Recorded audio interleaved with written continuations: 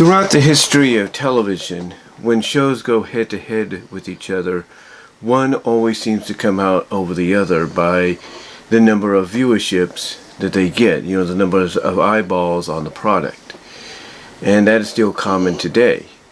Except the biggest difference is when certain, shows go up against each other. It's not about the overall viewership one gets over the other.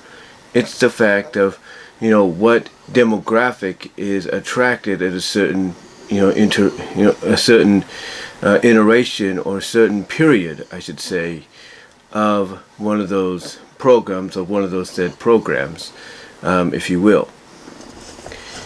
And the reason I bring this up is because, like I said, this has been going on for years, if not decades, I would say in a sense centuries, or a century and a half at least. This has been going on.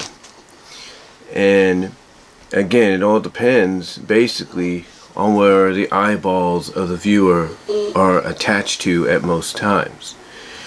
A good prime example of this, from a Saturday morning perspective, is when Power Rangers and Sonic the Hedgehog, Sonic SatAM, went up against each other. The first season didn't seem to be an issue whatsoever. Both seemed to kind of be on an even scale. And mostly, both were in the introductory season. It wouldn't be till both shows went into the second season where things really started to change and pick up. And mostly the viewership started to shift back and forth more favorably in the corner of Power Rangers.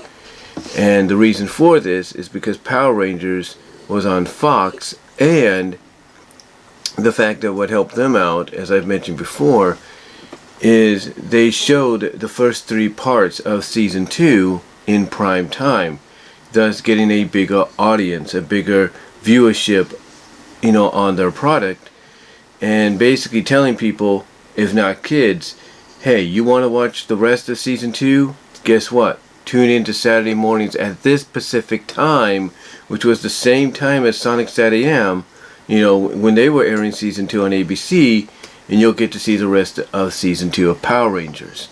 And that's what happened. Now, had ABC taken the same initiative and done something similar with Sonic SatAM season 2, whether it was with the first 2 episodes, which were Game Guy and Sonic Conversion, or they took the Blast of the Past 2-parter and put it on a weekly primetime basis on the TGIF block, or maybe even as a 1-hour special during the TGIF block, maybe we might be talking about a different story, somewhat. Not entirely, but somewhat. But it's because of the fact that, Fox took that initiative by putting the first 3 episodes of Power Rangers Season 2 on primetime to gain more eyes on their product, for the Saturday morning time slot, which was the same time slot as Sonic, is the reason they beat Sonic in the viewership. And in a way, the same can be said with wrestling, if you will. Wrestling is very similar. When one company goes up against another, sometimes the more established company will win out, or maybe the newer company might win out in the end because, hey, they're a shiny new toy and fans want to show support for it and they want to see more of it because, oh, by the way, they're offering a different aspect of wrestling compared to the established company. And that could be said for, let's say, the 1990s entirely, mostly the mid to late 1990s, between WCW and WWF. WCW was on this hot streak for 83 weeks because they were basically becoming this new shiny toy in wrestling that fans wanted to be part of. They had basically created a new atmosphere, a new dynamic for wrestling to be be revitalized in. And because they were leading that charge and WWF was still lagging behind, they were able to beat them for 83 weeks until WWF finally woke up and realized, hey, if we're going to stay around, if we're going to stay relevant, we need to get our act together and, get on the ball. And that's what they did. And they started to produce content that, by doing so, took that established viewership that WCW had for Nitro and even Thunder, and drew it over to their side of the fence, because now they were doing things that, were similar, if not way different, than what, WCW was doing on their programming. Now, the reason I bring this all up is because the reason I bring this all up, I should say, and it is late, I do apologize when I'm recording this, but the reason I bring this all up is due to the fact that, when the common denominator is viewers, it's the viewership. And I say this because I'm not denying that AEW couldn't go head to head with WWE, in any sort of way. I'm not denying that. They proved that they could go head to head and beat WWE, in a 2-hour time slot when they went up against NXT. Whether you agree NXT is not on the same level of Raw or SmackDown, that's an opinion, but the thing is, they still went head to head with them and they beat them. There's no denying that. WWE can hide that fact all they want, but their actions speak louder than their words, especially when they moved NXT off of Wednesday nights and onto Tuesdays.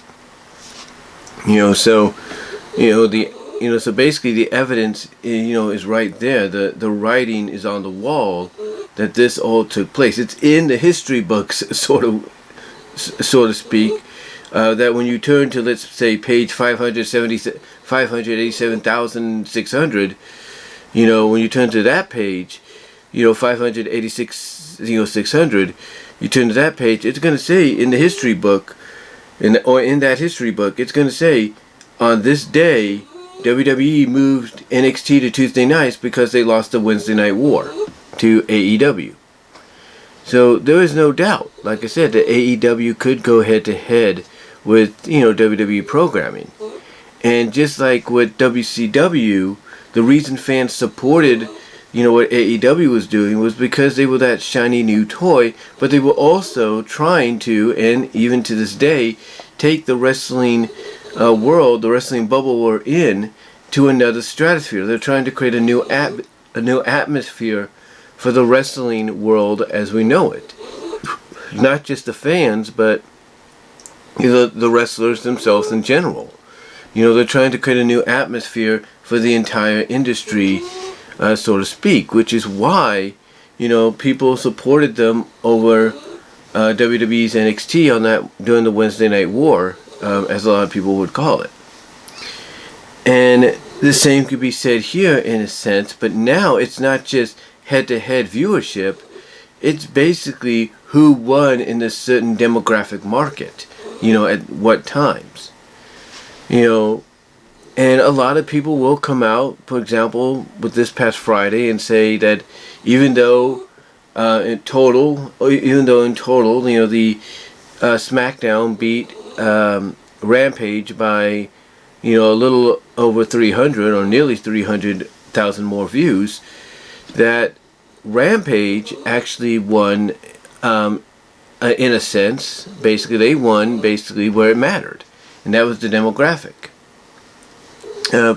And what they meant by that is, when you look at, let's say, the opening match between CM Punk and Matt Sydal, two guys that competed for WWE at one point, as well, CM Punk and Evan Bourne, the end result is they ended up beating, in that period, basically they ended up beating, Sasha Banks and Becky Lynch, as well, to an extent, Roman Reigns and Brock Lesnar's contract signing.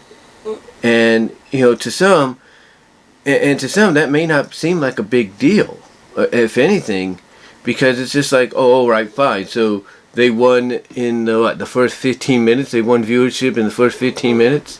Whoop-de-doo. It doesn't matter in the whole grand scheme of things, or the whole total viewership of things. And that is true. It really doesn't. And even people like Alex, and I'm sure Brian Alvarez and all of them will point that out, that, yeah, in the grand scheme of things, it doesn't really matter from a total viewership standpoint.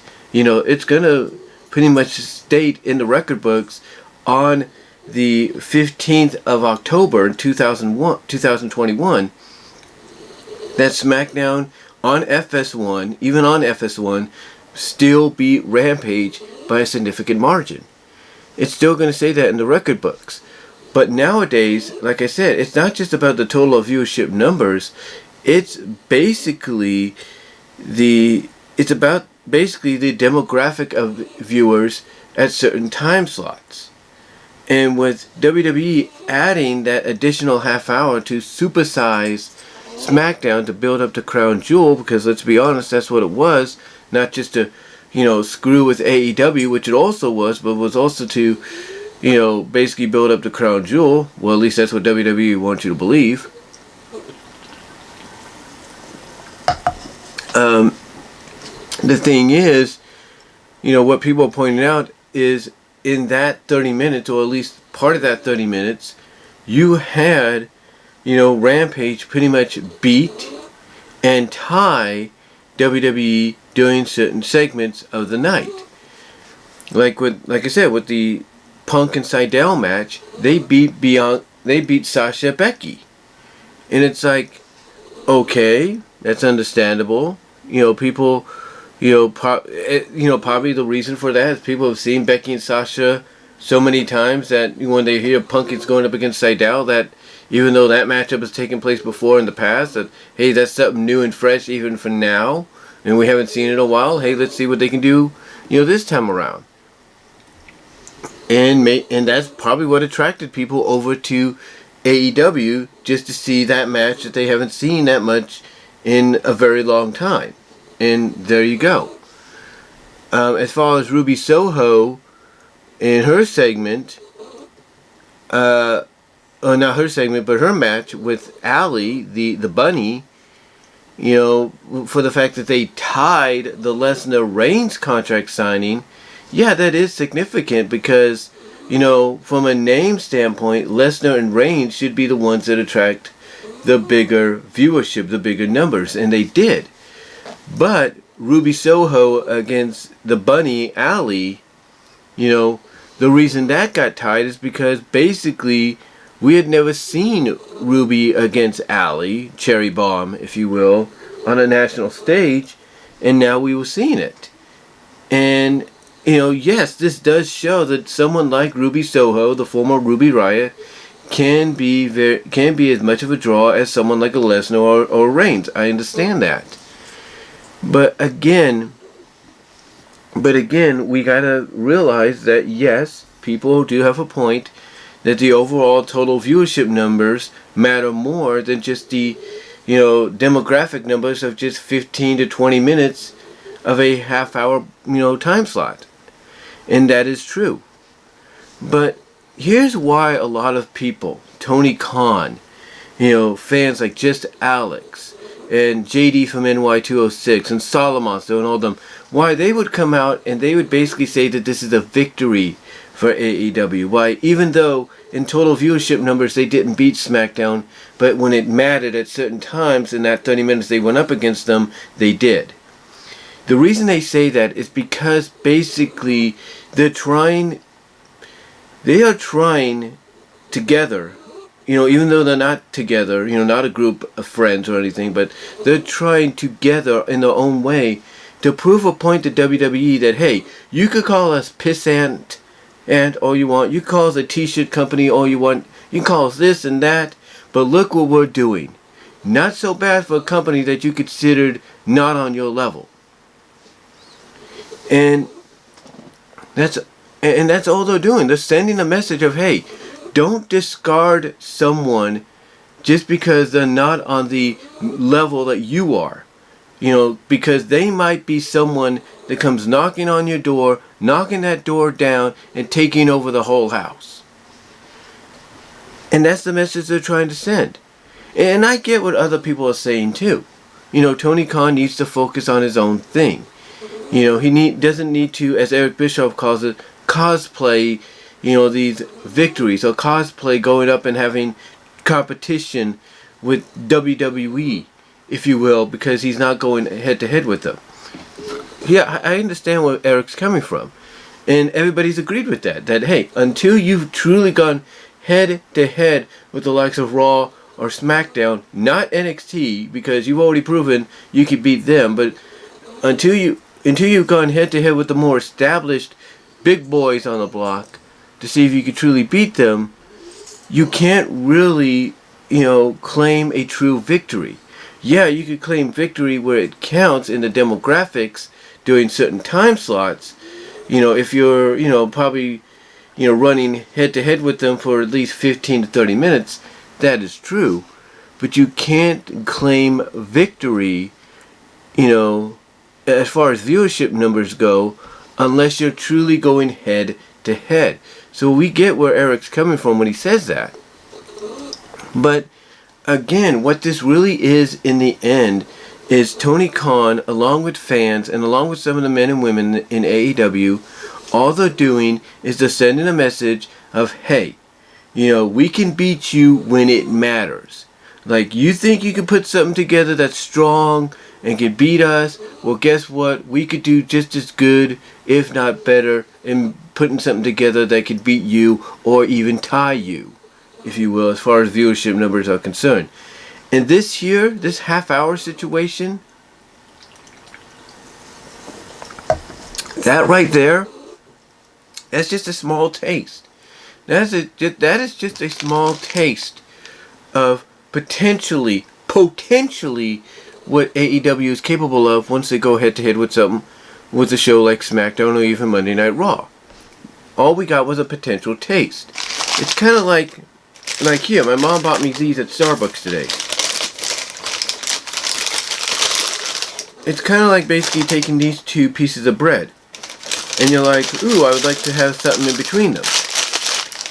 And guess what? You could say, oh, can I get some fruit and jam and all that? I want all the good stuff, right? It's basically like taking this, being AEW, and saying, that bar store over there has a better sandwich, but Starbucks is more established, and yet you're only giving us this. Yes, or okay, let me rephrase that. Let's say Starbucks is the new kid on the block, like AEW, and they're only giving you just a sample of what they have to offer on the menu, which is like these pieces of bread, or the raisin bread there. Let's just say that's a sample of what they can give you, of what they have available. But yet your established bar stool over here, your established cafe, your Java place, if you will, has something similar like this, but it has more to it. They add more flavor to it. AEW is just like this. It's like they're giving you that small sample, but once they see that, okay, we are capable of beating them, we can do this, and then they notice that one of the best-selling items on that other Java Cafe bar stools menus is something that's basically like this, but it has more items to it. They will start to add those same items, if not more. And I know that's a strange comparison to make, but when you get down to it, it's a fact. It is a fact that AEW right now basically are like these two pieces of banana nut loaf right now. That's just a taste of what they have to offer, should they be able to go head to head one of these days down the line legitimately on a regular basis with the likes of a SmackDown. That's just a taste. And that's what Tony Kahn and the men and women in AEW, as well as the fans themselves, are celebrating. They're not celebrating the fact that, SmackDown beat, Rampage in total viewership numbers. No. They're celebrating the fact that all Tony Kahn and this talent did with Rampage in that half hour that they didn't ask to go head to head with, according to a lot of people, as far as SmackDown goes. That was totally a SmackDown call and a WWE and an FS1 call. Basically they proved in that half hour that they can do it. There is a market where they can do it, and a possibility.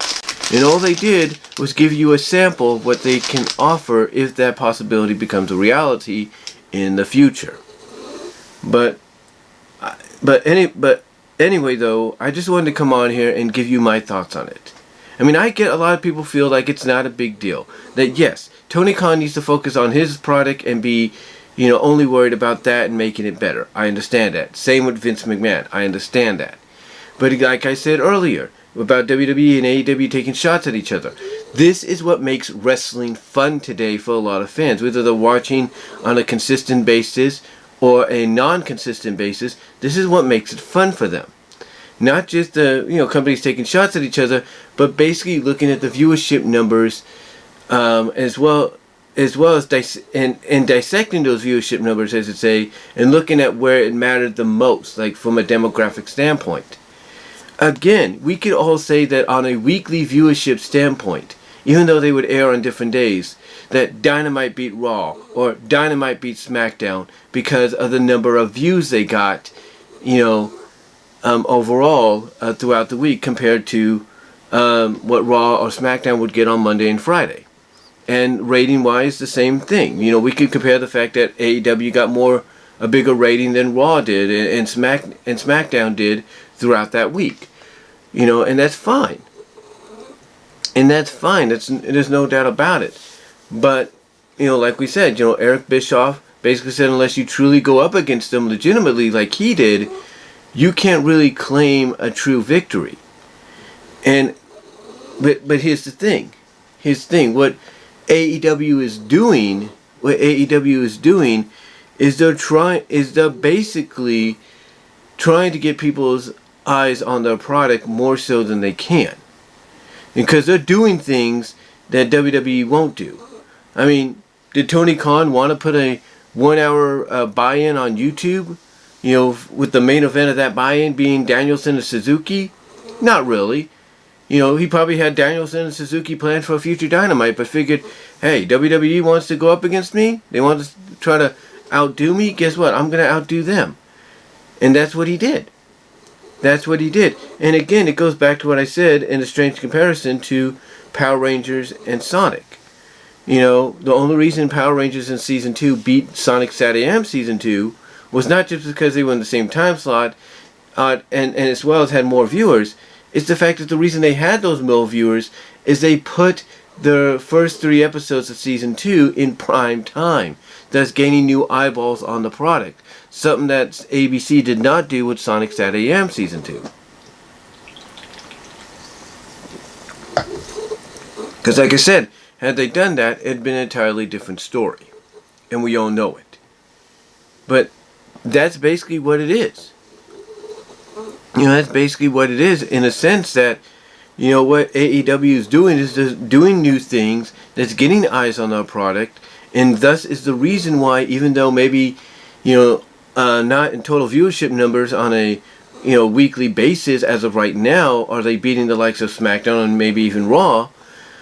But from a, demographic standpoint, where it matters, they're getting eyes on the product.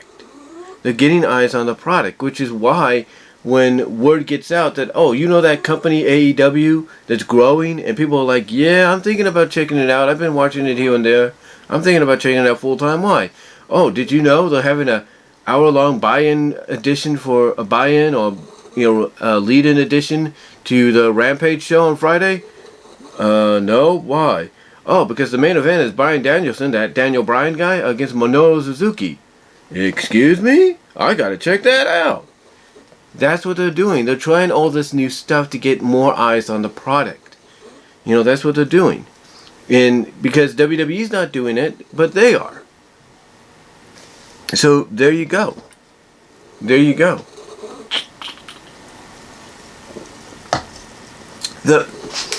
point that I'm getting at, folks, is this. The point that I'm getting at before I close out this video is this. Yes, total viewership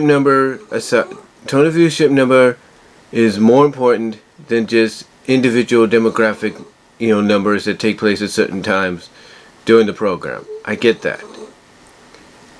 But when you do a strange comparison of those demographic numbers and you compare them to something like I said, Fox did with Power Rangers back in the 90s on Season 2, that's basically a way of That's basically their way of saying, hey, look at what we got to offer compared to what these guys got to offer.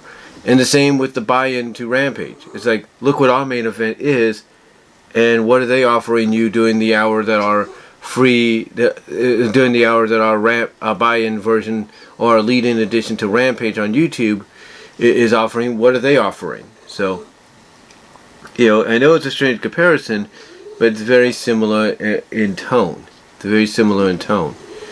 But, you know, I get it. I totally do. But, you know, again, these are just small victories. And the reason they're celebrating is because even though it's a small victory, even with 15 to 20 minutes in that half hour, it's basically AEW's way of saying, you know, kind of sending a message through Tony Kahn, the men and women involved at the company, and the fans that, hey, this is just a small sample of potentially what, you know, AEW could do, you know, on a regular basis maybe if they went up against the likes of Smackdown, you know. And yeah, that's about it. You know, that's about it. I was just about to think about something and I totally forgot I was going to say something. But yeah, that's about it. You know, it's basically, you know, it's a celebration of saying, hey, this is just a taste of what we could do, but we're choosing not to do it right now, which is the smart thing. That is the smart thing. But what are your guys' thoughts? What are your thoughts overall on this entire situation? Let me know down below, as well as in the live chat during the premiere. Like the video, check me out at my Teespring store, as well as at patreon.com/bwroses, as well as check me out on my Venmo as well, to donate there if you want to, as well as check me out at bwroses on what I'm trying to say is check me out at bwroses on VENMO, as well as check me out at BW Roses discussions on all your favorite audio podcast locations except for Pandora as well. So until next time, guys, God bless, take care, I will talk to y'all later. Sorry if I sound like I was kind of rambling a little bit. It is late, it's about 11:34, but let me know what your thoughts are, and I am out.